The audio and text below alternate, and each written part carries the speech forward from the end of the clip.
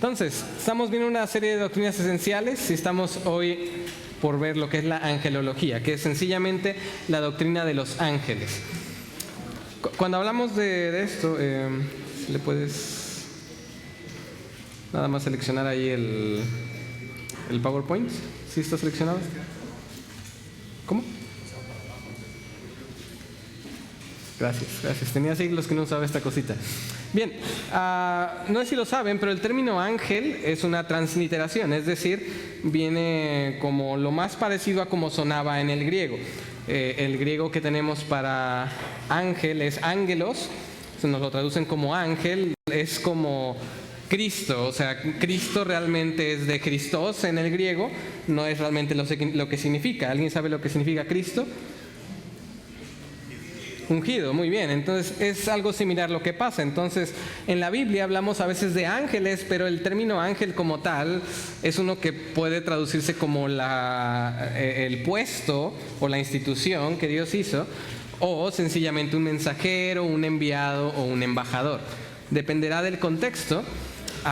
Si esta palabra, ya sea malak en el Antiguo Testamento en hebreo o ángelos en el Nuevo Testamento, se refiere a seres humanos que simplemente son enviados o mensajeros, se refiere a ángeles santos de Dios, se refiere a Satanás como ángel caído, a los demonios como ángeles caídos o al ángel de Jehová. Entonces depende del contexto cómo los traductores definen si es el ángel como un ser creado diferente a nosotros como seres humanos, o si sencillamente es un enviado o un mensajero. Ahora, la Biblia nos habla sobre la creación de los ángeles santos como parte de lo que ocurrió en los primeros días de la creación, en los 6 días de la creación. Nehemías 9 nos habla y nos dice que Jehová hizo los cielos con todo su ejército. De hecho, en la predicación de hace ratito, ¿verdad? Se nos habló un poco sobre esto, como cuando se habla de los ejércitos celestiales, se habla de los ángeles que están en el cielo, que son la cantidad de huestes militares que tiene Dios a su mando. Entonces, todo el ejército de los cielos fue creado por Dios. Ahora, los ángeles fueron creados buenos o santos. Como fueron parte de la creación de Dios, debemos entender que están englobados dentro de la declaración de Génesis 1:31. Después de que Dios crea todo, dice que todo fue bueno en gran manera. Entonces, todos los ángeles en su creación fueron considerados buenos. En el inicio no había ángeles malos, no había ángeles caídos, no había demonios. También se nos habla de que pueden ser considerados buenos o santos. Jesús dice que el Hijo del Hombre va a venir en la gloria de su Padre con los santos ángeles. Entonces aquellos que se consideraron sin pecado, que no cayeron. Ahora, los ángeles según la Biblia son inmortales. ¿Por qué decimos estos? Entonces no es que hayan sido existentes por siempre, porque fueron creados, pero la Biblia nos dice que aquellos que van a alcanzar aquel siglo, dice Cristo, que van a experimentar la resurrección, dice no pueden ya más morir por ser iguales a ¿quiénes? A los ángeles. Entonces los ángeles no son seres que en algún momento van a dejar de existir, sino que van a existir por la eternidad. Fueron creados para existir por siempre. No van a morir, no van a dejar de existir.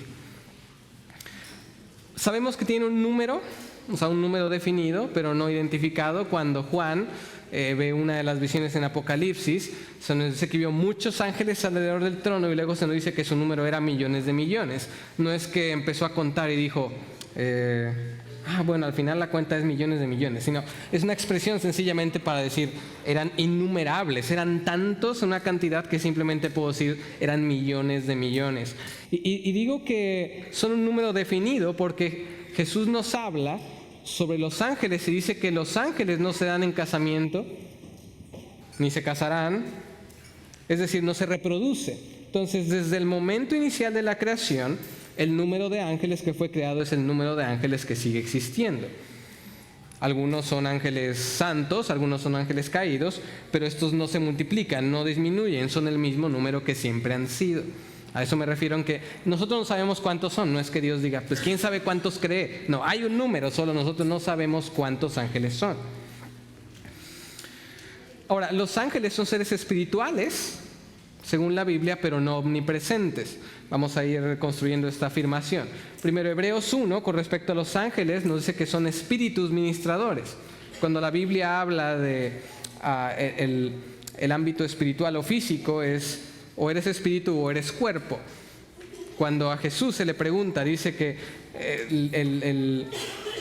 el ser espíritu o espiritual es no tener ni cuerpo ni sangre. Entonces dice, no, o sea, yo tengo cuerpo, o sea, que los espíritus no tienen ni cuerpo ni sangre. Ahora, cuando Jesús está con este endemoniado, no sé si recuerdan esta ocasión donde habla con uno y después lo manda a los cerdos, ¿verdad? Pero se identifica como legión estos demonios. Pero ¿qué pasa? Había en una sola persona muchos demonios. Esto nos habla de que los ángeles no tienen, o los ángeles ya sea santos o caídos, no tienen dimensiones como nosotros corporales. O sea, pueden haber muchos ángeles dentro de una persona porque no es que necesitan ciertos centímetros cuadrados cada ángel.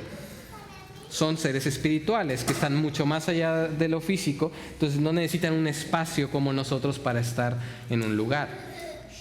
Ahora, dije que no son omnipresentes, entonces aunque probablemente se mueven a velocidades mucho más rápido que nosotros, justamente en la mañana hablamos del nacimiento de Cristo, ¿verdad? Y todo esto.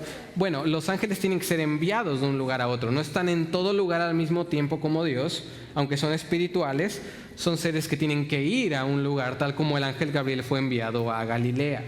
Entonces son seres que probablemente son más veloces que nosotros, pero no son omnipresentes, no están en todo lugar al mismo tiempo. No debemos confundir la espiritualidad con la omnipresencia. Ahora, ¿para qué fueron creados o cómo están organizados los ángeles? Bueno, la Biblia nos dice que fueron creados para servir a Dios. Recuerda que son mensajeros o enviados. Y la Biblia nos habla de que son poderosos para lo que fueron creados, pero no son omnipotentes. El Salmo 103 nos dice que los ángeles deben bendecir a Jehová y los describe como poderosos en fortaleza. Recuerda que en la mentalidad judía esto de repetir términos tiene que ver con enfatizar, ¿verdad? O sea, poderosos en fortaleza, son poderosos en poder, fuertes en fortaleza, ¿verdad? O sea, los ángeles no tienen una fortaleza o un poder como el nuestro, son evidentemente más poderosos. Y ese poder lo usan para ejecutar la palabra de Dios. Ahora, parece que en la vida cotidiana los santos ángeles de Dios están en guerra continua con los demonios. ¿Por qué? No tenemos mucha información al respecto, pero probablemente recuerdas este episodio donde un ángel va a hablar con Daniel y le dice, Daniel, no temas, fueron oídas tus palabras y yo ya iba a venir, pero ¿qué pasó? El príncipe del reino de Persia se me puso. Esta es una clara referencia a un ente espiritual de Persia. No es el príncipe de Persia una persona que se le opuso a un ángel, sino que era un ámbito espiritual. De hecho, parece que es tan común la guerra en el ámbito espiritual que ya que está terminando de hablar con Daniel le dice, ¿sabes por qué he venido? Pues ahora tengo que volver para pelear con el príncipe de Persia, ¿verdad? Entonces la guerra es tan continua que hacen una misión de parte de Dios, por ejemplo aquí hablar con Daniel, pero tiene que volver a enfrentarse con los demonios, con las huestes espirituales de maldad. Entonces parece que aunque no sabemos muy bien cómo funciona esto, están en continua guerra ángeles santos con ángeles caídos. Ahora, son llamados espíritus ministradores de los creyentes. Entonces no solamente sirven a Dios, sino que una de las maneras en que sirven a Dios es servir a los que Hebreos llama herederos de la salvación. Dice, no son todos, y está hablando de ángeles en el contexto inmediato, espíritus ministradores enviados para servicio a favor de los que serán herederos de la salvación. No queda muy claro exactamente cómo es que nos sirven, pero sabemos que están involucrados en el servicio continuo a nosotros. Entonces, algunos los relacionan con protección, como los salmos, y puede ser, continuamente seguramente están involucrados en nuestra protección, pero no debemos llevar este punto a lo que a veces se ha enseñado como el ángel de la guarda. No hay ninguna parte de la Biblia que parece afirmar que tengamos un ángel para cada uno, que pudiera ser, pero la Biblia realmente nunca lo enseña así, solamente dice que nos sirven, que nos protegen. Ahora, en diversas ocasiones simplemente funcionan como mensajeros. Recuerda, ángel significa enviado o mensajero, y es lo que a veces sencillamente hacen. no necesitan estar haciendo cosas muy poderosas, a veces simplemente son mensajeros de Dios. No sé si lo habían notado, pero en la historia del Éxodo a veces no prestamos atención a que es un ángel el que parece que le da la ley a Moisés. Dice, este es aquel Moisés que estuvo en la congregación del desierto con el ángel que le hablaba en el monte Sinaí. Entonces parece que la ley fue entregada por ángeles. Justamente en la mañana también hablamos de esto, ¿verdad? El nacimiento de Cristo. ¿Quién fue el que le dijo a María que iba a tener a Jesús? ¿Quién fue el que habló con Zacarías? Bueno, fueron ángeles. Entonces los ángeles a veces sencillamente comunican mensajes de parte de Dios. Ahora, en la Biblia parece haber una jerarquía u organización dentro de los ángeles, pero es ambigua. Entonces no hay ningún pasaje que nos explique de manera detallada cómo funciona la jerarquía o cómo están organizados entre ellos. Hay palabras como autoridades, dominios, potestades, príncipes, tronos, y parece que de alguna manera esas son posiciones dentro del mundo angelical, pero no es claro el orden específico. Uno de los pasajes donde vemos esto, lo vimos hace poco en Colosenses, se nos dice que en Cristo fueron creadas todas las cosas, visibles e invisibles, y como ejemplos de las invisibles empieza a describir, sean tronos, sean dominios, sean principados, sean potestades. Hay mucho consenso en que estos son títulos o referencias a jerarquías espirituales, pero no sabemos exactamente si es tronos, dominios, principados, potestades o cómo están organizados. Simplemente son menciones que se hacen de diferentes posiciones. Ahora, otras palabras dentro de la Escritura se mencionan con referencia a ángeles específicos, pero tampoco se nos explica mucho de exactamente en qué posición están, cómo funciona su rol. Una de las más conocidas es querubines, que lo único que sabemos al respecto probablemente es que tienen un rol protector. ¿Por qué? Sobre Satanás, cuando fue creado, se le dice que era un querubín grande y se le describe como protector. Entonces parece ser que tenía una fuerza particular, iba a tener un rol de protección. No sabemos mucho más que eso. También cuando Adán y Eva son expulsados del Edén, ¿qué puso Dios para resguardar el árbol de la vida? Puso querubines. Entonces parece que de alguna manera están relacionados con protección. También, no me acuerdo si lo puse ahí en pantalla, pero son en el arca del pacto, ¿no? Si recuerdan que hay dos ángeles que están de un lado y del otro, estos también son querubines. Entonces parece ser que tienen un rol como de estar resguardando algo que es importante. No sabemos mucho más que eso sobre los querubines. Sobre los serafines solo tenemos una mención, que es en Isaías 6, donde están adorando a Jehová. Esta descripción, recuerdas de las alas, que algunas son para volar, otras cubren los pies, otras cubren los rostros. Esos son los serafines y solo tenemos esta mención de ellos. Pudiera ser que están relacionados con la adoración junto al trono, pero no sabemos mucho más que el que había por encima del trono serafines y daban uno a otro voces diciendo Santo, Santo, Santo Jehová de los ejércitos. No sabemos mucho más que esto. Arcángel es una palabra que sabemos más que nada por etimología lo que significa, porque arcángel tiene el prefijo arge, que es sencillamente el que tiene autoridad. Entonces, arge, ángel, autoridad sobre ángeles. Sencillamente sabemos eso sobre los arcángeles. No sabemos si son muchos o si es uno, porque solo se nos identifica en la Biblia a Miguel. Miguel parece que tiene esta posición de autoridad sobre otros ángeles. En Apocalipsis se dice que Miguel y sus ángeles luchaban contra el dragón. Entonces, parece que era Miguel bajo su autoridad había cierta cantidad de ángeles que se describen como suyos, ¿verdad? No porque él los haya creado, no porque le rinden tributo a él, no, sencillamente son los que están a cargo de Miguel, este arcángel, este ángel con autoridad. No sabemos si, por ejemplo, el ángel Gabriel sería otro arcángel. Algunos piensan así porque pues es de otro que tenemos nombre, pero no sabemos realmente si tiene alguna posición. Solo sabemos que en algunas circunstancias fue enviado Gabriel específicamente a hablar con personas como Daniel, Zacarías o María.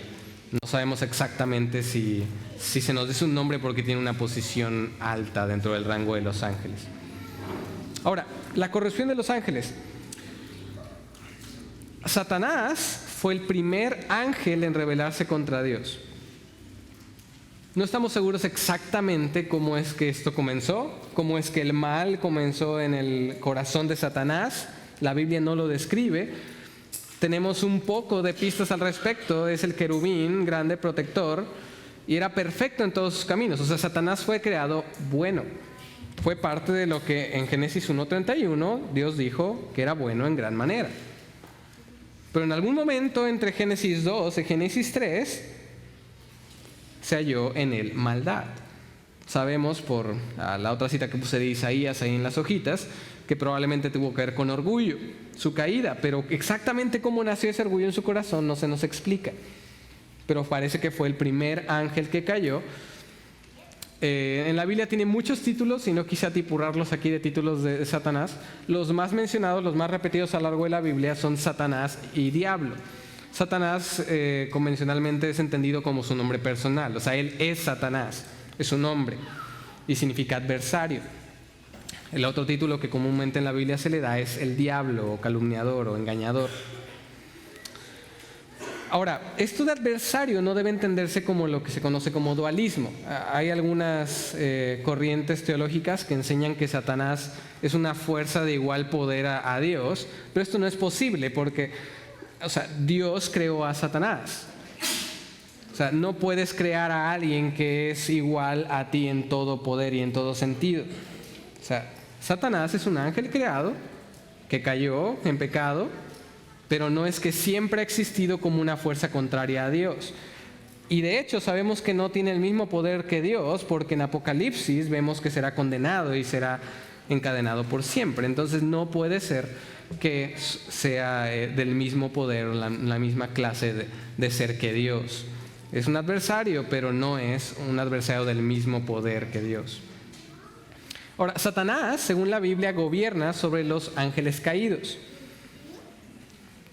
¿Qué pasa cuando acusan a Jesús en lo que conocemos como blasfemia contra el Espíritu?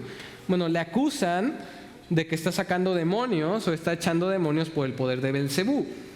Y Belcebú es otro título que se refiere en la Biblia a Satanás.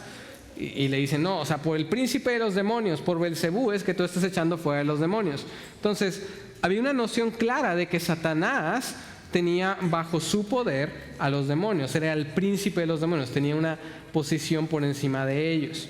Evidentemente Jesús les hace ver que era absurdo decir, yo estoy sacando demonios por el poder del demonio, ¿verdad? Como meter todo autogol. Pero en este pasaje es claro que Satanás está por encima de las huestes demoníacas.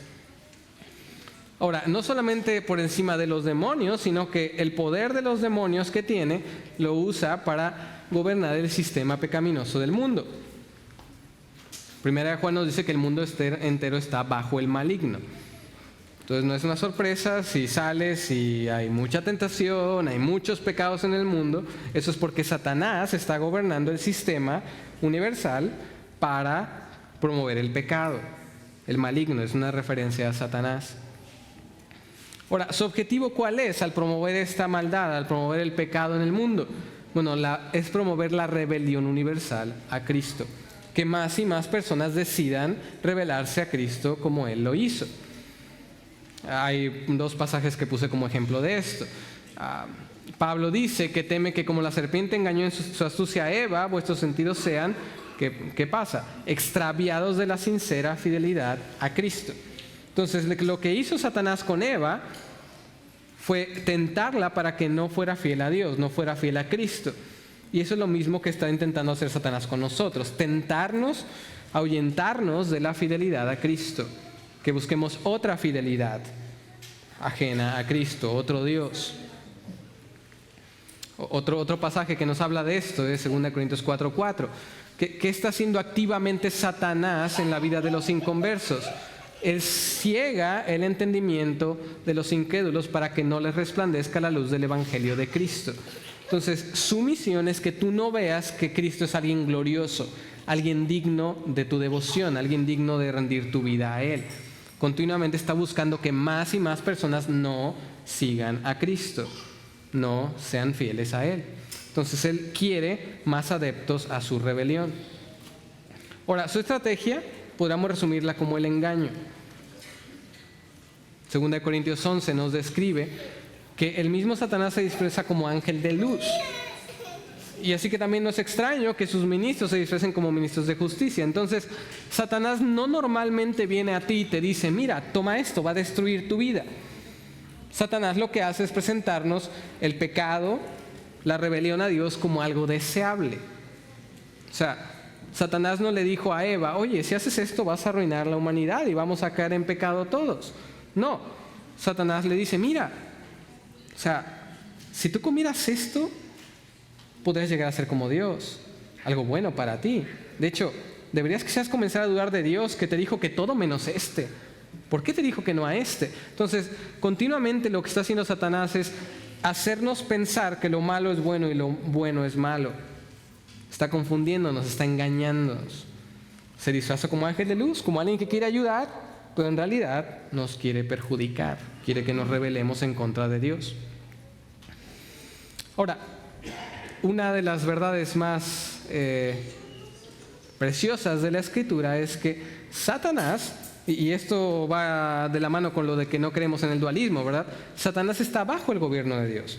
Uno de los pasajes más claros donde vemos esto es Job capítulo 1 y 2.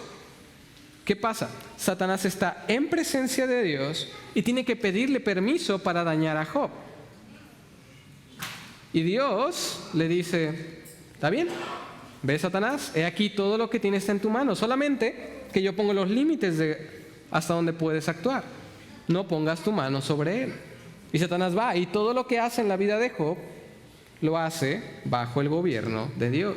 No puede hacer nada que salga del gobierno soberano de Dios. Entonces Satanás no tiene un poder que doblega a Jehová, sino que Jehová mismo aún permite que él tiente a las personas, que él dañe a las personas. Ahora, de la corrupción de los ángeles, la Biblia parece darnos la indicación de que 1/3 de la población angélica fue la que se rebeló contra Dios. ¿Por qué? Porque Apocalipsis, con lenguaje poético, figurado, se habla del gran dragón escarlata, que parece una referencia a Satanás. ¿Y qué pasa con su cola? Dice que arrastró la 1/3 parte de las estrellas del cielo. Las estrellas del cielo, o los luceros, muchas veces en la Biblia se hacen referencia a los ángeles. Entonces parece ser que la 1/3 parte de los ángeles fue la que se rebeló junto con Satanás. Ahora, Satanás y los ángeles caídos no tienen oportunidad de ser salvos. La Biblia nos dice que Dios no perdonó a los ángeles que pecaron, sino que los arrojó al infierno para reservarlos para el juicio. Entonces, no hay ningún ángel caído en la historia que se haya arrepentido y Dios lo haya perdonado a través de Cristo. Esto no es una opción que Dios creó para los ángeles. Todo ángel caído está resguardado para ser juzgado en el infierno. Ahora, ¿cuándo va a ocurrir esto? Bueno, serán condenados en la segunda venida. Mateo 25 nos dice que cuando separe las ovejas de las cabras, Cristo en su segunda venida, a los de la izquierda les dice, apartaos de mí, malditos, al fuego eterno preparado para ¿quiénes? El diablo y sus ángeles. Recuerda, los ángeles caídos. Entonces aquellos que están bajo el dominio de Satanás son ángeles caídos, tienen el infierno preparado para ellos, van a estar allí por la eternidad. Ahora, ¿qué con nosotros? La situación de los creyentes. Cuando preparaba esta enseñanza era de lo que más me costaba, como que, ¿y esto qué? Como que es como un montón de información y no la veo muy relevante a mi vida cotidiana. Bueno, la Biblia nos dice que como creyentes debemos enfocarnos en Cristo y no en las huestes espirituales. Hace poco estudiamos Colosenses, y si recuerdas, en el contexto de Colosas había mucha fascinación por las huestes espirituales, ¿verdad? Y yo quiero hacer lo posible por estar bien con los ángeles. No vaya a ser que me hagan algo o me vaya mal porque las huestes espirituales me traigan maldición a mi vida. ¿Y qué dice Pablo? O sea, tú estás completo en Cristo. ¿Y por qué eso debería hacerte sentir tranquilo? Porque Él es cabeza de todo principado y potestad. Recuerda que estas son palabras que refieren a huestes espirituales. Entonces, aún cuando existen, y aunque no los vemos, son invisibles, son seres espirituales, aun cuando existen en la vida cotidiana demonios, no deberían preocuparnos. ¿Por qué? Porque todo ángel, santo o caído, está bajo Cristo. Él es cabeza de todo principado y potestad. Estamos completos en Él, no necesitamos estar preocupados por lo que ocurre en el mundo espiritual como si nos fuera a pasar algo. Ahora, una de las preguntas obvias, ¿verdad? ¿Puedo ser poseído por un demonio? La Biblia parece clara en que respecto a creyentes, esto no es posible porque mora el Espíritu Santo en nosotros. Segunda de Corintios 6 parece argumentar esto de manera bastante clara. Está hablando del yugo desigual, ¿verdad? Que no debemos estar con los incrédulos como si no hubiera diferencia, unirnos con ellos en yugo desigual. Y la argumentación, o parte de la argumentación, son estas preguntas. ¿Qué comunión la luz con las tinieblas? ¿Y qué concordia Cristo con Belial? ¿Cómo podría ser que cohabiten las tinieblas con la luz dentro del cuerpo de un creyente? ¿Cómo podría ser que el Espíritu Santo habite en nosotros, tenga la morada en nosotros y al mismo tiempo tenga concordia con Belial dentro de nosotros? No tiene sentido. Belial es una referencia a Satanás o a una hueste caída. Entonces, no tiene sentido que dentro de nosotros esté habitando un demonio si somos creyentes, porque el Espíritu Santo mora en nosotros. Ahora, la influencia demoníaca, entonces ya no estamos hablando de posesión, sino de que de alguna manera los demonios nos afecten, no es definitiva, sino que ¿qué? El creyente tiene poder para resistir a Satanás. Y hay varios mandatos como este en la Escritura, pero este es uno de los más claros. Someteos pues a Dios, ¿y qué podemos hacer? Resistir al diablo y huirá de nosotros. Entonces, aunque el diablo evidentemente es más poderoso que nosotros estamos con Dios y por lo tanto no debemos temer al poder de Satanás, porque Él ha sido vencido por Cristo en la cruz. Entonces, la influencia demoníaca se enfoca en la tentación, pero nunca es la razón definitiva del pecado. ¿Por qué digo esto? Porque en algunos contextos se habla de los demonios como que son la razón por la que pecamos, como que los demonios están tentándonos y casi nos hacen pecar. Pero cuando la Biblia habla de la razón de nuestros pecados, si acaso los demonios pudieran presentar tentaciones ante nosotros, la razón por la que caemos es por nuestras propias concupiscencias, porque nosotros deseamos caer. Cada uno es tentado cuando de su propia concupiscencia es atraído y seducido. Entonces la Biblia no nos da permiso a decir pequé porque un demonio me hizo pecar. De ninguna manera, no hay demonios que te hacen pecar. Ahora, ¿de dónde viene el poder que nos hace vencer o nos hace sentirnos confiados con las huestes espirituales? De la cruz de Cristo. Colosenses también, recuerda, en el mismo contexto en el que las huestes parecían algo del que preocuparse, dice que ¿qué pasó en la cruz? Allí Cristo despojó a los principados y a las potestades, los exhibió públicamente triunfando sobre ellos en la cruz. Recuerda que esa es una imagen como militar, ¿verdad? En el mundo antiguo, tú vencías al enemigo y tú llevabas a los cautivos del pueblo contrario y los exhibías ante todos como, mira, ya no hay nada de qué preocuparte, míralos. Estos eran los que te hacían temer, pero ahorita están amarrados, están encarcelados. Ya no hay nada de qué preocuparte. Bueno, en la cruz Cristo hizo eso. Con toda hueste que pudiera preocuparnos de los demonios de Satanás, en la cruz los venció.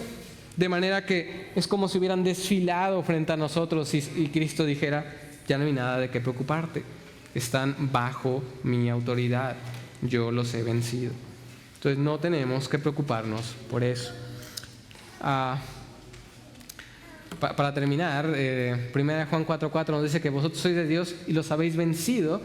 Y esta es la esperanza a la que nos aferramos. Que, sí, es cierto que los demonios tienen más poder que nosotros, pero mayor es el que está en nosotros. Dios es mayor que los que están en el mundo.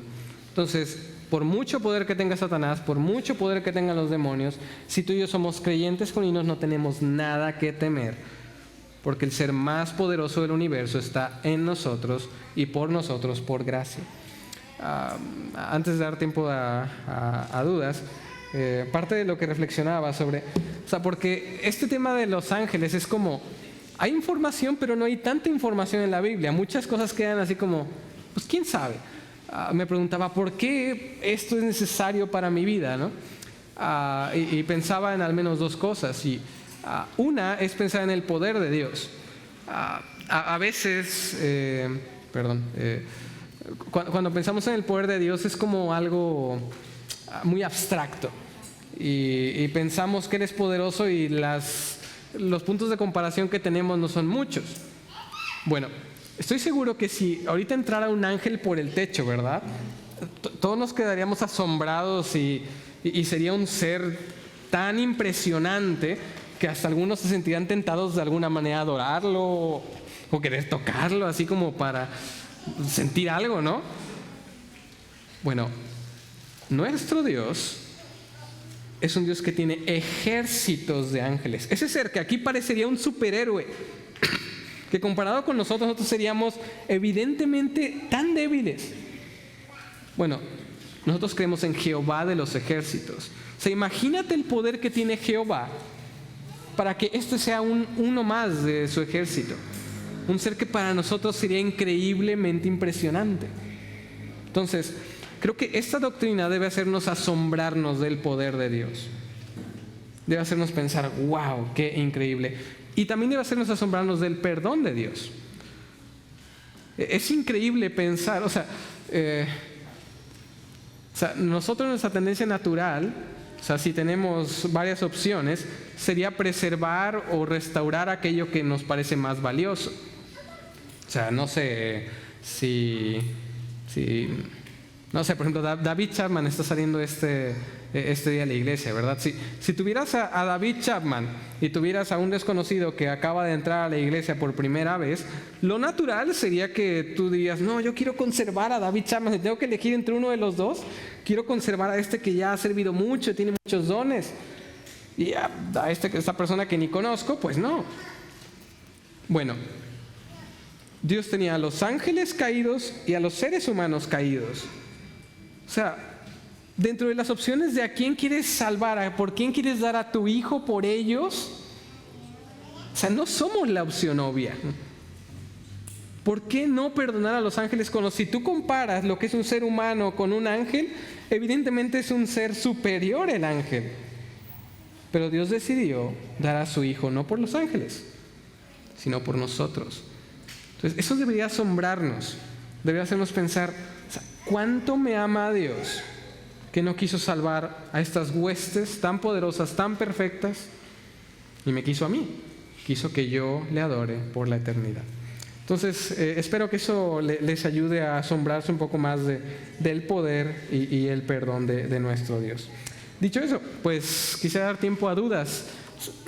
A hablar con mi esposa y a veces con este tema es así como que a veces las teologías sistemáticas es como la comida favorita de los ángeles son los chilaquiles, y es como que, son cosas que son como no muy prácticas, no muy útiles. Entonces, evidentemente eso me lo inventé, ¿verdad? Pero entonces solo sugerir eso, ¿verdad? No preguntar cosas que no nos sirven de nada, ¿verdad? Intentemos como enfocarnos en algo no me expliqué muy bien. ¿Alguna pregunta?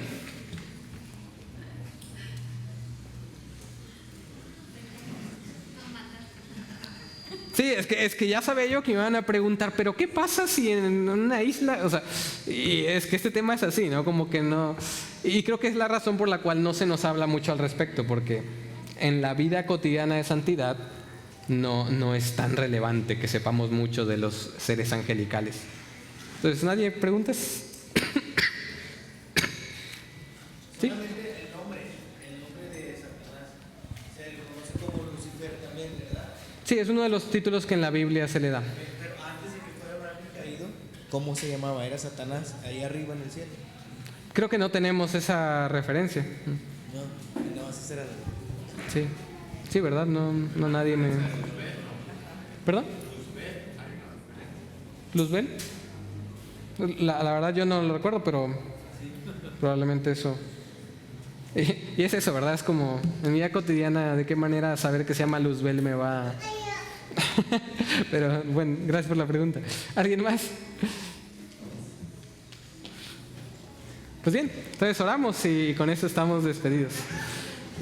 Señor, gracias por la oportunidad de estudiar tu palabra. Gracias, Dios, porque tu palabra no es un compendio que sacia nuestras curiosidades, sino que nos has dado realmente lo que necesitamos para la vida y la piedad. Y gracias porque nos das confianza en que tú tienes poder universal, tú tienes huestes de ángeles para hacer todo lo que tú quieras y no debemos temer a ninguna amenaza, Señor.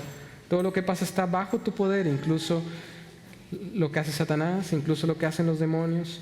Y gracias porque nos has dado esperanza de que Cristo ya los ha vencido y esa victoria será clara y manifiesta para todos en su regreso y estaremos eternamente contigo y ellos jamás van a poder dañarnos por lo que Cristo ha hecho. Gracias te damos por esto. En nombre de Jesús oramos. Amén.